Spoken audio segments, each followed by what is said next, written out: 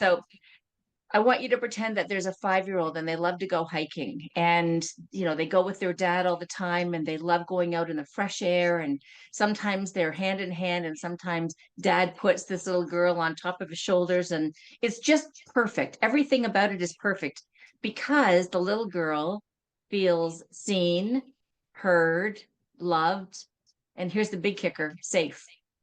So all of those four things are very important. And whenever one of them isn't working, then something is going to be amiss. You'll get like a funky feeling. While they're going hiking, mom decides to clean the entire house. And she starts with the big foyer where they're going to come back in. So she spends hours cleaning the house. And of course, she's mopping and cleaning up the foyer. So she has spent 4 hours while they're out hiking. The very first thing this little kid does is come in and step on the clean floor with muddy boots from the hike. And the mom, who is a loving person, loses her temper and says, "What the hell are you thinking? Get off the floor. I just cleaned it. I spent 4 hours cleaning the whole house, and this is what you do." So, trauma in that case is you felt some way about something before, something happened. In this case, the mom yelled at you, and then now you feel something different about the same situation.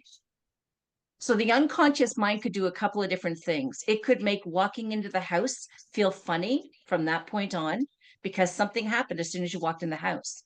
It could make the relationship with your mom change ever so slightly, even though your mom apologized right after. "I'm sorry, honey, I lost my head.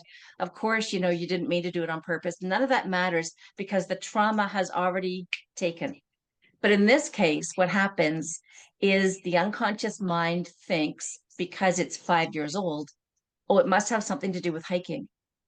So 2 weeks later, your dad says, "Do you want to go hiking?" And you say, "Oh, yeah, no, I don't feel like going hiking."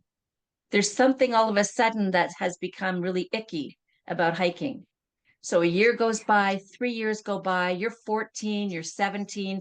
You look back on pictures when you used to go hiking with your dad. You don't know when you started to hate it, but now you really like don't feel comfortable about hiking until you go and you talk to someone about, "I don't know how this happened.